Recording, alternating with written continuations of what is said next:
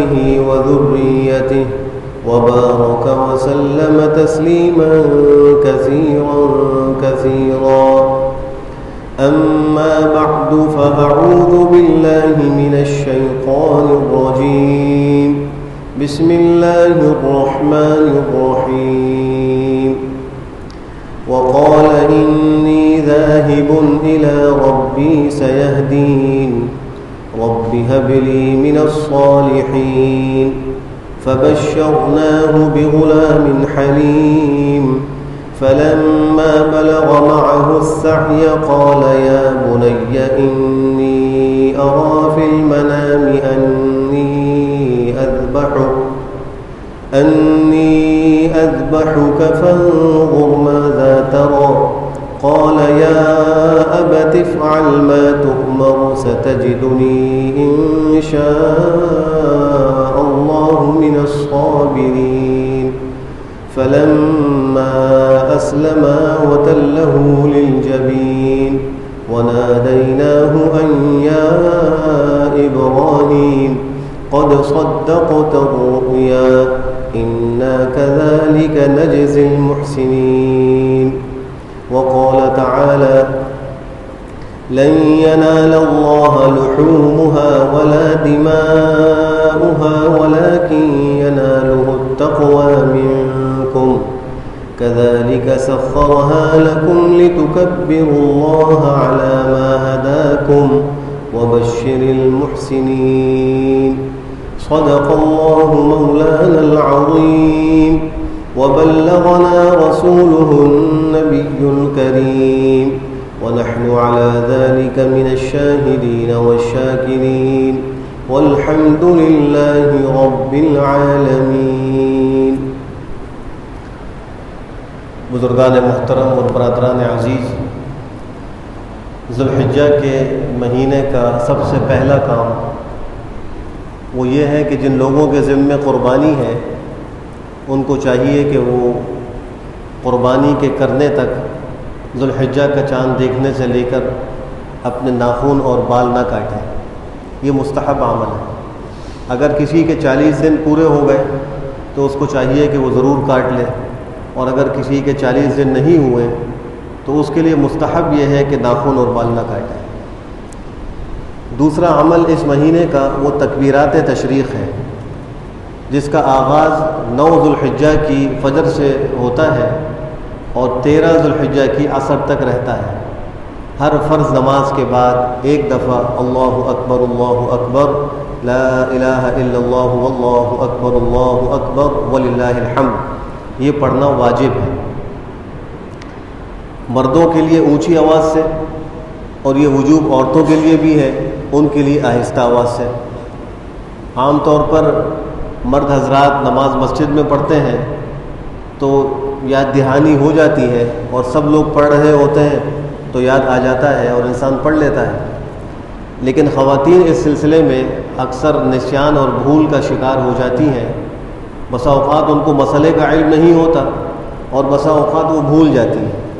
اس لیے گھر کی خواتین کو بھی اہتمام سے یہ بات بتانی چاہیے کہ ان 23 نمازوں کے اندر نماز کے بعد آپ کے لیے بھی تکبیرات تشریق کا پڑھنا ضروری ہے. اور اس کی ایک آسان صورت یہ ہے کہ ایک بڑے کاغذ پر ان تکبیرات کو لکھ کر خواتین اس جگہ ٹانگ دیں جہاں وہ گھر میں نماز پڑھتی ہیں، تو اس پر بار بار نگاہ پڑتی رہے گی اور یاد دہانی ہو جائے گی. مردوں کے لیے اونچی آواز سے ہے، لیکن عام طور پہ دیکھا یہ جاتا ہے کہ مرد حضرات زیادہ اونچی آواز سے اس کو نہیں پڑھتے. حالانکہ اتنی اونچی آواز ہونی چاہیے کہ ساری مسجد گونج جائے اور لوگوں کو باہر تک محسوس ہو. اور ہم مساجد میں یہ دیکھتے ہیں کہ لوگ یہاں آواز اپنی نہیں نکالتے. ویسے آپس کی بات چیت میں مسجد میں آنے کے بعد کسی سے خیر خیریت معلوم کرنے کے لیے تو بہت اونچی آواز نکلتی ہے اور دوسروں کے لیے نماز پڑھنا مشکل ہو جاتا ہے. لیکن جہاں شریعت کا حکم آتا ہے کہ اونچی آواز سے ان تکبیرات کو پڑھا جائے وہاں اونچی آواز نہیں نکلتی اور آہستہ آہستہ اس کو پڑھ لیتے ہیں. تو یاد رکھیے کہ جہاں شریعت کا حکم آئے اس پر عمل کرنے میں ہماری بھلائی ہے، ہمیں اس پہ اللہ کے ہاں بہت بڑا اجر ملے گا. نمازوں کے بعد دعا میں حکم یہ ہے کہ آہستہ آواز سے دعا مانگی جائے. ادعوا ربکم تضرعا وخفیا انہ لا يحب المعتدین.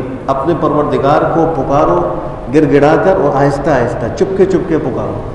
دعا کے اندر اصل یہ ہے کہ اس کو آہستہ مانگا جائے, اس میں زیادہ جہر نہ کیا جائے.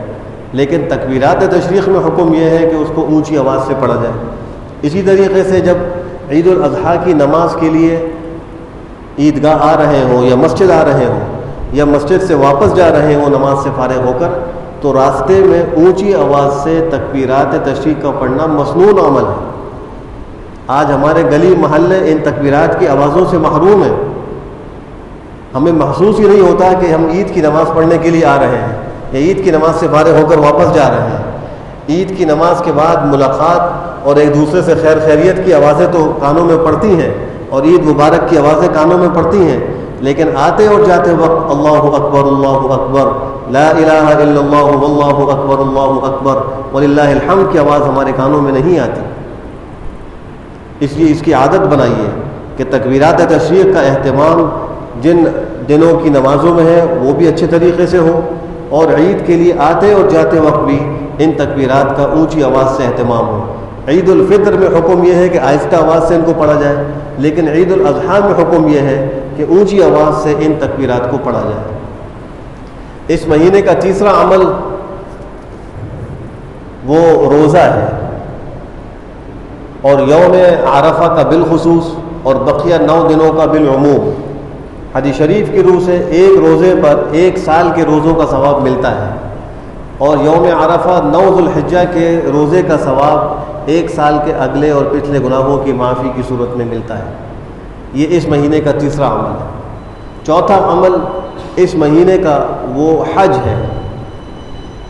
اس مہینے کی 8, 9, 10, 11, 12 اور بہت سے لوگ 13 کو بھی رمی کر لیتے ہیں, تو 13, یہ کل 5 دن جو ہیں, ان دنوں کے اندر اسلام کا ایک بہت بڑا فریضہ اور ایک بہت بڑی ذمہ داری شرعی ادا کی جاتی ہے, جس کو ہم حج کہتے ہیں. حج کی حقیقت کیا ہے کہ مخصوص ایام میں مخصوص مقامات پر مخصوص عبادات کا نام حج ہے. اس مہینے کے اعمال میں یہ حج اور 5واں عمل قربانی, یہ 2 ایسی عبادات ہیں ان کو دیگر عبادات سے یہ خصوصیت حاصل ہے کہ ان کے لیے مخصوص وقت موجود ہے اور ایک عبادت کے لیے مخصوص جگہ بھی ہے. اس کے علاوہ پورے سال میں اگر کوئی ان عبادات کو ادا کرنا چاہے تو وہ ادا نہیں کر سکتا. مثلا حج کو لے لیجئے, اگر کوئی شخص 8, 9, 10, 11, 12, 13 ذی الحجہ کے علاوہ بقیہ پورے سال کے دنوں میں وہ منی میں جا کر رمی جمرات کرتا رہے, عرفات کا وقوف کرتا رہے اور طواف زیارت کی نیت سے طواف کرتا رہے, کسی کے نزدیک بھی اس کا یہ حج ادا نہیں ہوگا, اس کو حج کرنے والا نہیں کہا جائے گا, اور اس کو ان وقوف اور ان اعمال پہ کوئی ثواب بھی نہیں ملے گا, اس لیے کہ شریعت سے وہ ثابت نہیں. ہاں, عام عمرہ کوئی کر رہا ہے, کوئی طواف کر رہا ہے, نفلی طواف کر رہا ہے, وہ ایک الگ مسئلہ ہے, لیکن حج کی نیت سے طواف زیارت اس کے لیے مخصوص وقت ہے, حج کے لیے رمی اس کے لیے مخصوص وقت اور مخصوص مقام ہے. عرفات کا وقوف وہ ایک مخصوص دن میں ہے, اس دن کے علاوہ میں کوئی میدان عرفات میں خیمہ لگا کر بیٹھا رہے, دعائیں کرتا رہے, اس کو وہاں وقوف پر کوئی ثواب نہیں ملے گا. اور پھر یہ دیکھیے کہ 8 ذی الحجہ کو حاجیوں کو یہ حکم دیا جاتا ہے کہ اب آپ نے مسجد حرام اور مکہ کو چھوڑنا ہے اور منی پہنچنا ہے, اور وہاں پہنچ کر 5 نمازیں پڑھنی اور کوئی کام نہیں کرنا. نہ وہاں رمی جمرات ہے, نہ وہاں کوئی مخصوص عبادت ہے, صرف 5 نمازیں وہاں پڑھنی ہیں. حرم شریف کی, مسجد حرام کی 1,00,000 نمازوں کی ثواب والی ایک نماز, اس کو چھڑوایا جا رہا ہے اور کہا جا رہا ہے اب تم نے یہاں نماز نہیں پڑھنی, اب یہاں سے کوچ کرو اور منی جاؤ اور وہاں جا کر 5 نمازیں پڑھو. اب اگر کوئی شخص یہ کہے کہ میں مسجد حرام کی 1,00,000 نمازوں کے برابر جو نماز کا ثواب ملتا ہے ایک نماز پڑھنے پر, وہ کیوں چھوڑوں؟ منی میں تو مجھے ایک نماز پڑھنے پر 1,00,000 نمازوں کا ثواب نہیں ملے گا. ایسا شخص اگر 8 ذی الحجہ کو مکہ مکرمہ میں رہ کر 5 نمازیں مسجد حرام میں پڑھے تو اس کو ثواب تو دور کی بات ہے, الٹا اس کو توبہ اور استغفار کی ضرورت پڑے گی کہ آپ نے اللہ کا اور شریعت کا ایک حکم توڑا ہے, حج کے لیے آئے ہیں, حکم یہ تھا کہ منی جاؤ اور آپ مکہ مکرمہ ہی میں نماز پڑھیں. اور پھر وہاں سے جب عرفات پہنچ گئے, جبل رحمت ہے وہاں پہنچ گئے, اب وہاں گڑگڑا رہے ہیں, دعائیں کر رہے ہیں, تکبیر و تسبیح بلند کر رہے ہیں, لیکن پورے سال میں 359 دنوں میں وہاں جانے پر اللہ کے ہاں سے کوئی اجر و ثواب نہیں ہے۔ یہ بات سمجھائی جا رہی ہے کہ انسان کی اپنی عقل اس کی کوئی حیثیت نہیں ہے عبادات میں۔ اصل حیثیت اللہ کے حکم کی ہے، شریعت کے حکم کی ہے۔ جب شریعت کہہ دے یہ کرو تو وہ کام ثواب اور عبادت بنے گا، جب وہ کہے نہ کرو تو وہ کام ثواب اور عبادت نہیں ہے، ہماری عقل میں آئے یا نہ آئے۔ تو حج کی عبادات پر جتنا ہم غور کریں تو یہی فلسفہ سمجھ میں آتا ہے کہ اس بات کی مشق کرائی جا رہی ہے کہ اپنی خواہش کو چھوڑ دو اور اپنی عقل کو چھوڑ دو۔ انسان کی عقل کہتی ہے کہ ایک کھلے میدان میں اللہ کو پکارنے کا کوئی بظاہر خاص فائدہ نظر نہیں آتا، لیکن اگر اس عرفات کا وقوف کوئی شخص چھوڑ دے، آپ مسئلہ معلوم کر لیں، اس کا حج ادا نہیں ہوتا۔ یہ حج کا سب سے بڑا رکن ہے، سب سے بڑا فرض ہے۔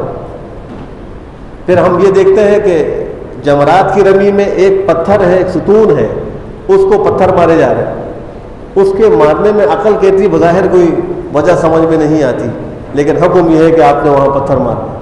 ایک ایک کنکر مارنے پر اللہ کے ہاں سے ثواب مل رہا ہے، مغفرت کے پروانے مل رہے ہیں۔ سمجھایا یہ جا رہا ہے کہ ہم نے حکم دیا ہے، اس لیے اس عمل میں اب فائدہ ہے، اور جب ہم حکم نہیں دیں گے تو کوئی پورے سال وہاں کنکر مارتا رہے، کوئی فائدہ نہیں ہوگا۔ اسی طریقے سے اگر ہم قربانی کو دیکھیں تو یہ قربانی بھی ہمیں یہی سبق دیتی ہے کہ ہماری عقل اور ہماری خواہش کچھ نہیں، اصل اللہ کا حکم ہے، شریعت کا حکم۔ اگر قربانی کرنے کے بعد ہمارے اندر یہ صفت پیدا ہو جائے کہ ہم اپنی عقل پر احکام شرع کو نہ تولیں، ہم اپنی عقل سے دین کے مسائل معلوم نہ کریں بلکہ ہم قرآن و حدیث سے معلوم کریں، تو پھر یہ ہماری کامیابی ہے، ہماری یہ قربانی قبول ہے۔ اس لیے کہ قربانی ہمیں یہی سبق دینے کے لیے ہم پر لازم کی جا رہی ہے اور اس کو واجب کیا جا رہا ہے۔ قربانی کا لفظ قربان سے نکلا ہے جس کا مادہ قرب ہے۔ اس کی حقیقت کیا ہے؟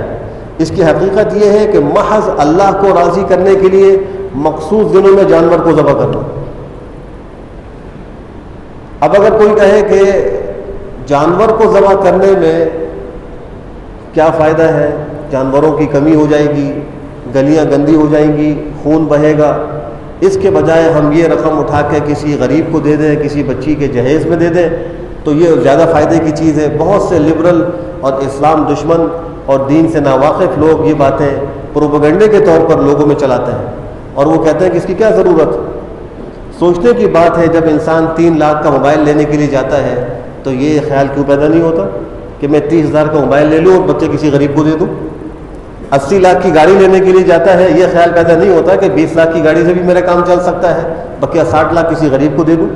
جب بات آتی ہے تو قربانی ہی پر آ جاتی ہے کہ جانوروں کو کیوں قربان کیا جائے۔ تو یاد رکھیے حقیقت یہی ہے قربانی کی کہ کون اپنی عقل کو، اپنی خواہش کو چھوڑ کر صرف اللہ کو راضی کرنے کے لیے مخصوص جانور لے کر آتا ہے جس کی مخصوص شرائط ہیں، اور مخصوص اوقات میں اللہ کے نام پر چھری پھیر کر اس کو ذبح کرتا ہے۔ یہ ہے اصل قربانی کی حقیقت۔ اور اس کا فلسفہ کیا ہے اگر ہم اس کی تاریخ پر غور کریں؟ حضرت سیدنا ابراہیم علیہ السلام،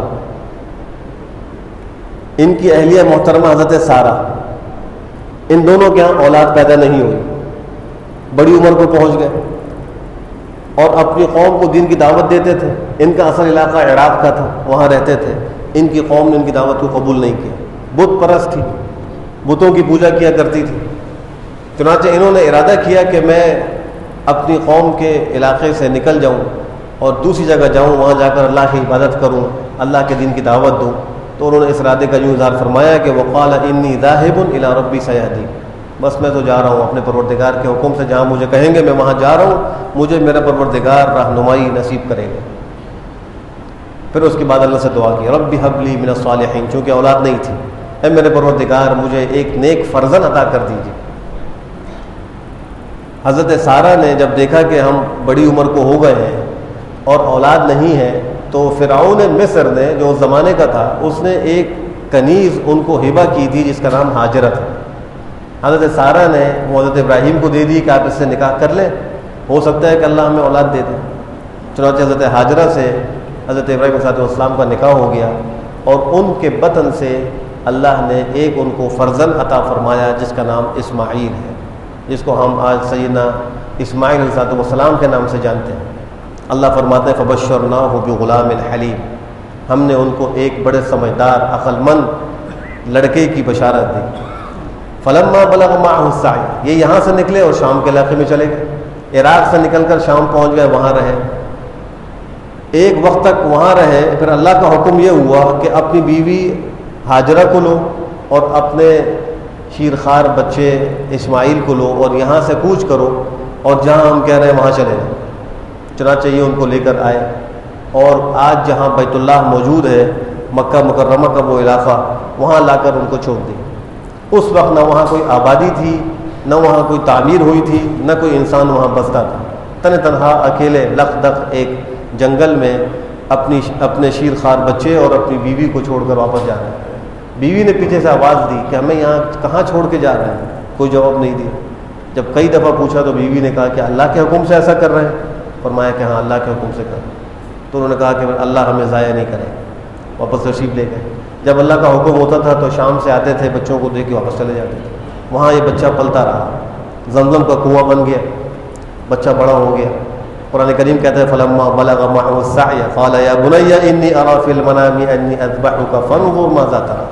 جب وہ بچہ چلنے پھرنے کے قابل ہو گیا، مفسرین فرماتے ہیں کہ اس کی عمر 13 سال ہو گئی، اور دوسرا قول یہ ہے کہ وہ اپنے بلوغ کو پہنچ گئے۔ ایک تو بڑھاپے کی اولاد جو بڑی دعاؤں کے بعد نصیب ہوئی ہو، اور اب وہ اس عمر میں پہنچی کہ وہ سہارا بننے کے قابل ہوئی، تو اللہ فرماتے ہیں کہ ہم نے ان کو خواب میں یہ منظر دکھایا کہ وہ اپنے بیٹے کو ذبح کر رہے ہیں۔ نبی کا خواب بھی حجت ہوتا ہے، عام لوگوں کا خواب حجت نہیں ہے، لیکن پیغمبر کا خواب حجت ہوتا ہے۔ اللہ نے بیٹے کو ذبح کرنے کا براہ راست حکم نہیں دیا، اور براہ راست فرشتے کو بھیج کر وحی کے ذریعے یہ حکم نہیں دیا، بلکہ خواب میں دکھلایا۔ روایات میں آتا ہے کہ 3 دن متواتر یہ خواب دیکھتے رہے کہ اپنے بیٹے کو ذبح کر رہا ہوں۔ بیٹے کو بلایا اور کہا کہ انی اری فی المنام، میرے بیٹے میں دیکھا ہے خواب میں، انی اذبحک، کہ میں تم کو ذبح کر رہا ہوں، فانظر ماذا تری، تمہاری کیا رائے ہے ذرا مجھے بتلاؤ۔ حضرت ابراہیم علیہ السلام کا مقصد بیٹے کو اس خواب کے بتانے کا یہ نہیں تھا کہ بیٹا اگر مشورہ دے گا تو ذبح کر دوں گا، اور وہ مشورہ نہیں دے گا، راضی نہیں ہوگا تو چھوڑ دوں گا، بلکہ وہ بیٹے کا امتحان لینا چاہتے تھے کہ میرا بیٹا اللہ کے اس حکم میں میرے ساتھ کتنا تعاون کرتا ہے۔ بیٹا بھی تو وہ تھا جس نے ایک اولو العزم نبی بننا تھا، اور بیٹا بھی وہ تھا جس کی صلب سے خاتم النبیین حضرت محمد مصطفیٰ احمد مجتبیٰ صلی اللہ تعالیٰ علیہ وسلم نے پیدا ہونا تھا، اور ان کی نسل سے انہوں نے آنا تھا۔ جب بیٹے نے یہ بات سنی تو فوراً یوں کہا یا ابت افعل ما تؤمر ستجدنی ان شاء اللہ من الصابرین، اے ابا جان کر گزریے جس کا آپ کو حکم دیا جا رہا ہے، آپ مجھے انشاءاللہ اللہ کے حکم سے صبر کرنے والوں میں سے پائیں گے، میں بڑا صابر ہوں گا، میں صبر کروں گا، میں برداشت کر لوں گا۔ اب دیکھیے حضرت ابراہیم کو جب خواب میں یہ بات بتلائی گئی کہ اپنے بیٹے کو ذبح کر رہے ہیں، تو انہوں نے یہ نہیں کہا کہ اللہ بڑی منتوں کے بعد، بڑی دعاؤں کے بعد بڑھاپے میں ایک اولاد ملی ہے جس کے سہارے کی امید ہے، اسی کو ذبح کرنے کا حکم دیا جا رہا ہے، کیوں کا کوئی سوال نہیں کیا۔ اللہ کی بارگاہ میں کوئی انہوں نے دعا نہیں کی کہ اللہ یہ اتنی بڑی آزمائش مجھ پر کیوں لگائی جا رہی ہے، بلکہ خاموشی سے اس حکم کے پورا کرنے میں وہ لگ گئے۔ ادھر دیکھیے جب بیٹے کو کہا کہ انی اری فی المنام انی اذبحک فانظر ماذا تری، تو بیٹے نے یہ نہیں کہا کہ ابا جان اتنا بڑا ظلم کیوں کر رہے ہیں، میں آپ کی اولاد ہوں، آپ کا لڑکا ہوں، آپ مجھے ذبح کر دیں گے، میں تو مر جاؤں گا۔ بیٹا بھی فوراً کہتا ہے یا ابت افعل ما تؤمر ستجدنی ان شاء اللہ من الصابرین۔ چنانچہ وہ ان کو لے کر چلے۔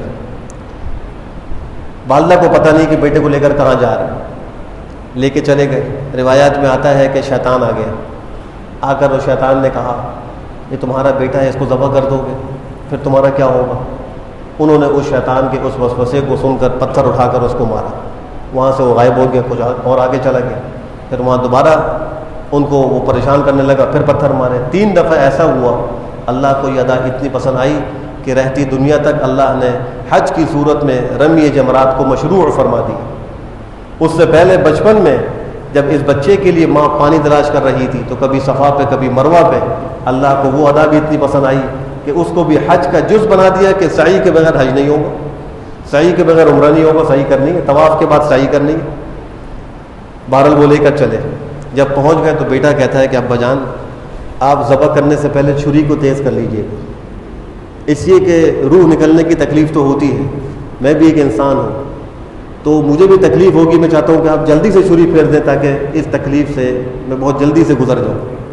اور پھر کہا کہ ابا جان میرے ہاتھ پیر کو باندھ دیں، جب چھری پھرے گی تو میں تڑپوں گا، یہ بھی ایک فطرت ہے. تو پھر اس سے ایسا نہ ہو کہ آپ کا ہاتھ بہک جائے اور صحیح طرح میں ذبح نہ ہو سکوں، تو میرے ہاتھ پیروں کو باندھ دیجیے. اور کہا کہ ابا جان میرے کپڑوں کو ذرا سمیٹ دیجیے گا کہ میرے کپڑوں کا میرا خون میرے کپڑوں پہ نہ لگے. کہیں ایسا نہ ہو کہ جب آپ میرے کپڑے لے کر جائیں تو میری والدہ وہ خون آلود کپڑے دیکھ کر پریشان ہو جائیں، ان کو غم ہو. تو میرے کپڑوں کو بھی ذرا سمیٹ لیجیے گا، ہاتھ پیر بھی باندھ دیجیے گا. حضرت ابراہیم علیہ السلام نے چھری بھی تیز کر لی اور ان کے ہاتھ پیروں کو بھی باندھا. اب ان کو لٹایا. اللہ نے ان کے اس عمل کو بھی قرآن کریم کا جز بنایا. فلما اسلم وتلہ للجبین، جملہ شاد فرمایا فلما اسلم، جب وہ دونوں جھک گئے، اللہ کے حکم کے آگے اپنا سر ڈال دیا، اللہ کے مطیع و فرمانبردار ہو گئے. اسلام مصدر ہے، اسلمہ اسی سے ماضی کا صیغہ ہے.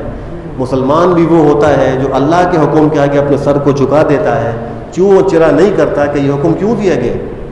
اگر وہ چوں و چرا کر رہا ہے اور وہ اس پہ اعتراض کر رہا ہے تو اس کے اسلام میں کمی ہے، وہ اللہ کے حکم کے تابع نہیں ہو رہا. اب وہ اللہ فرماتے ہیں مطلہ للجبین، اور پیشانی کے بل لٹایا. اب مفسرین کے اس میں دو قول ہیں. ایک قول تو یہ ہے کہ جبین کہتے ہیں جو دائیں بائیں کے دو حصے ہوتے ہیں. پیشانی کے دائیں بائیں کے حصوں کو جبین کہا جاتا ہے اور سامنے کے حصے کو جبہہ کہا جاتا ہے. جبہہ سجدے کا جو حقیقی معنی ہے وضع الجبہۃ علی الارض، پیشانی کے اس حصے کو زمین پر رکھنے کا نام سجدہ ہے. تو بیچ کے حصے کو جبہہ کہتے ہیں، دائیں اور بائیں کو جبین کہا جاتا ہے. اس اعتبار سے دیکھیں تو کروٹ پر لٹایا، جیسے جانور کو کروٹ پر لٹایا جاتا ہے کہ ایک حصہ جبین کا ایک حصہ زمین پر لگا ہوا تھا، ایک حصہ اوپر، اس طرح لٹایا. اور دوسرا روایت میں یہ قول آتا ہے، بیٹے نے کہا کہ ابا جان اگر آپ مجھے سیدھا لٹائیں گے تو آپ کا چہرہ میری آنکھوں کے سامنے ہوگا اور آپ بھی مجھے دیکھیں گے تو کہیں ایسا نہ ہو شفقت پدری جوش مارے اور اللہ کے اس حکم پر عمل کرنے میں کوئی کوتاہی ہو جائے، تو مجھے آپ اوندھا لٹائیں تاکہ میرا سر نیچے ہو جائے اور میری نگاہیں آپ پر نہ ہوں اور آپ کی نگاہ میرے چہرے پہ نہ ہو اور اللہ کا یہ حکم پورا ہو جائے. دونوں باپ بیٹے اس تگ دو میں ہیں کہ اللہ کا حکم نہ ٹوٹے، ہماری قربانی لگ جائے، اس کی کوئی پرواہ نہیں. فلما اسلم وتلہ للجبین، اب ان کو اوندھا لٹا دیا اور اس کے بعد چھری کو ان کے جو گردن پر پھیرا. چھری تیز تھی. حدیث شریف میں آتا ہے کہ اللہ نے ایک پیتل کا ٹکڑا ان کے یہاں حلقوم میں پیدا کر دیا. حضرت ابراہیم چھری پھیر رہے اور گردن نہیں کٹ رہی، اپنا جو کام تھا وہ کر دیا. فلما اسلم وتلہ للجبین ونادیناہ ان یا ابراہیم، اوپر سے اللہ کی طرف آواز ہے، یا ابراہیم ہم نے پکارا، قد صدقت الرؤیا، تو نے اپنے خواب کو سچ کر دکھایا.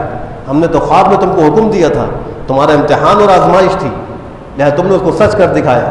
انا کذالک نجزی المحسنین ان ھذا لہو البلاء المبین وفدیناہ بذبح عظیم. یہ تو بہت صریح واضح بڑی آزمائش تھی اور ہم نے اس کے بدلے میں ایک ذبح عظیم عطا فرمایا.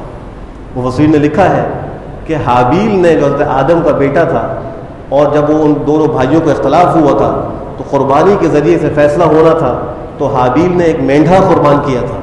وہی مینڈھا جنت سے لایا گیا جو زمین لے کر آئے اور پھر اس مینڈھے کو ذبح کیا گیا. وفدیناہ بذبح عظیم، اس کے سینگ بھی تھے. ایک زمانے تک وہ سینگ لکھا ہے کہ خانہ کعبے کے اندر محفوظ تھے. حضرت عامر شعبی رحمہ اللہ ایک تابعی ہیں، وہ فرماتے ہیں کہ میں نے ان سینگوں کی زیارت کی ہے جو خانہ کعبے کے اندر تھے. پھر جب حجاج ابن یوسف کے زمانے میں فتنہ ہوا اور خانہ کعبے پر بھی حملہ کیا گیا اور وہ شہید ہوا، اس موقع پر وہ سینگ جل گئے اور ایک تاریخی چیز سے امت محروم ہو گئی، ورنہ اس مینڈھے کے سینگ تک موجود تھے. وفدیناہ بذبح عظیم. اللہ نے آج مسلمانوں پر اس حکم کو اتنا آسان کیا، فرمایا کہ جانور ذبح کر دو، اولاد ذبح کرنے کا ثواب عطا کر دو. حقیقت تو یہی تھی کہ بیٹے کو ذبح کرنے کا حکم تھا. اگر وہاں بیٹا ذبح ہو جاتا تو آج ہر سال مسلمانوں کو اپنے اپنے بیٹے اللہ کی بارگاہ میں اپنے ہاتھ سے ذبح کر کے پیش کرنے ہوتے. اللہ نے اتنی مہربانی فرمائی کہ اولاد کو ذبح کرنے کا حکم نہیں دیا، اس کی جگہ پر اللہ نے جانوروں کو ذبح کرنے کا حکم دے دیا. افسوس تو یہ ہے کہ ان جانوروں کو بھی انسان آج خوش دلی سے ذبح نہیں کر رہا، حالانکہ اس میں کتنا بڑا اجر مل رہا ہے. حدیث شریف کی روح سے جانور کے جسم پر جتنے بال ہیں، ایک ایک بال کے بدلے میں ایک ایک نیکی ملتی ہے. حدیث شریف کی روح سے جانور کے خون کے گرتے ہی قربانی کرنے والے کی بخشش کا فیصلہ ہو جاتا ہے۔ حدیث شریف کی روح سے اللہ سبحانہ و تعالیٰ کو ذوالحجہ کے ان 3 دنوں میں قربانی سے زیادہ محبوب کوئی عمل نہیں ہے۔ اللہ کو سب سے محبوب یہی عمل ہے کہ میرے بندے میری حکم کی خاطر اپنی خواہش کو توڑ کر ان جانوروں کو ذبح کر کہ میرا اللہ راضی ہو جائے، رب راضی ہو جائے۔ وہاں ان کو ذبح کر دیا، لیکن وہ ذبح نہیں ہوئے اس لیے کہ تقدیر میں یہی تھا کہ انہوں ذبح نہیں ہونا تھا، اللہ کا فیصلہ یہی تھا، بس ایک آزمائش تھی، اس آزمائش میں وہ کامیاب ہو گئے۔ اللہ نے اس کامیابی کا ذکر بھی قرآن کریم میں کیا، جو قیامت تک سارے مسلمان اس کو پڑھتے رہیں گے اور اس قربانی سے سبق حاصل کرتے رہیں گے۔ اس لیے ہمیں چاہیے کہ ہم قربانی کے لیے جانوروں کو صحیح دیکھ بھال کر لے کر خوش دلی کے ساتھ اس کو اللہ کی راہ میں قربان کریں اور اس پہ اللہ سے صبر اور اجر کی امید رکھیں کہ اللہ ہمیں اس پہ اجر و ثواب عطا فرمائے۔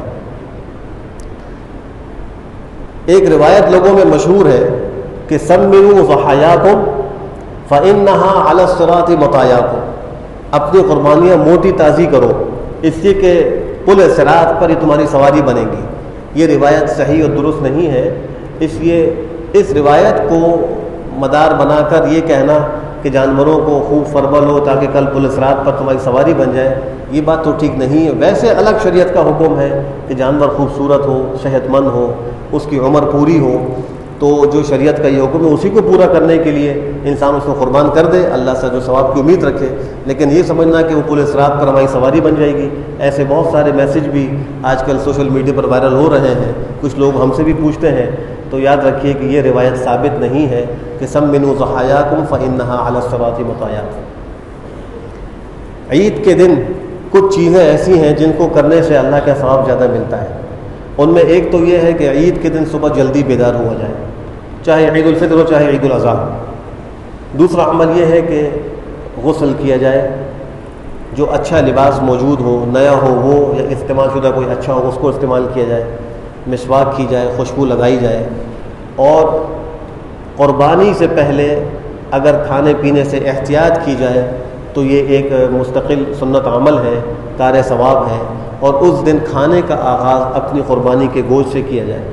اور کسی کو بیماری ہے، کوئی بعض شوگر کے مریض ہوتے ہیں تو بلا کراہت وہ کھا سکتے ہیں، اور ضرورت نہ ہو تو بھی کھانا کھا سکتے ہیں، لیکن بہتر یہ ہے کہ عید کے دن قربانی سے پہلے کچھ نہ کھایا پیا جائے۔ جیسے کہ عید الفطر میں عید سے پہلے کچھ کھانا سنت ہے، کوئی چھوارا کوئی میٹھی چیز کھا لینا چاہیے، لیکن عید الاضحیٰ میں سنت یہ ہے کہ اس دن اپنی قربانی سے آغاز کیا جائے۔ بعض لوگ اس کو روزہ کہہ کر تعبیر کرتے ہیں، یہ بات غلط ہے۔ عید کے دن کوئی روزہ نہیں۔ شریعت کی نگاہ میں سال کے 5 دن ایسے ہیں کہ ان میں روزہ رکھنے کی اجازت ہی نہیں ہے۔ ان میں ایک دن عید الفطر کا ہے، یکم شوال، اور 4 دن 10، 11، 12 اور 13 ذوالحجہ، جن کو ایام تشریق بھی کہا جاتا ہے۔ ان 4 دنوں کے اندر روزہ رکھنا حرام اور ممنوع ہے۔ تو یہ جو صبح کا وقت جو خالی پیٹ گزارا جاتا ہے، یہ کوئی روزے کی نیت سے نہیں ہوتا، یہ تو خالی ایک سنت پر عمل کرنے کے لیے ہے کہ عید کے دن کھانے پینے کا آغاز قربانی کے گوشت سے ہو جائے۔ اسی طریقے سے عید الفطر اور عید الاضحیٰ کے اندر یہ بھی مسنون ہے کہ عید الفطر کی نماز کچھ تاخیر سے پڑھی جائے اور عید الاضحیٰ کی نماز جلدی پڑھی جائے۔ عید الاضحیٰ کی نماز میں جلدی کرنا یہ مستحب عمل ہے، سنت عمل ہے، اس لیے کہ عید کے بعد قربانی کا فریضہ ادا کرنا ہے، تو جتنا جلد نماز سے فارغ ہو کر اس قربانی کے فریضے میں انسان لگے وہ بہتر ہے۔ اس لیے تاخیر زیادہ کرنا مناسب نہیں۔ اسی لیے انشاءاللہ ہمارے یہاں بھی مسجد میں عید کی نماز 6:30 بجے ادا کی جائے گی۔ اللہ سبحانہ و تعالی ہم سب کو صحیح طریقے سے قربانی کرنے کی توفیق نصیب فرمائے، اور اللہ ہماری قربانیوں کو اپنی بارگاہ میں قبول فرمائے۔ وصلی اللہ وسلم علی خیر خلقہ محمد وعلی آلہ وصحبہ اجمعین۔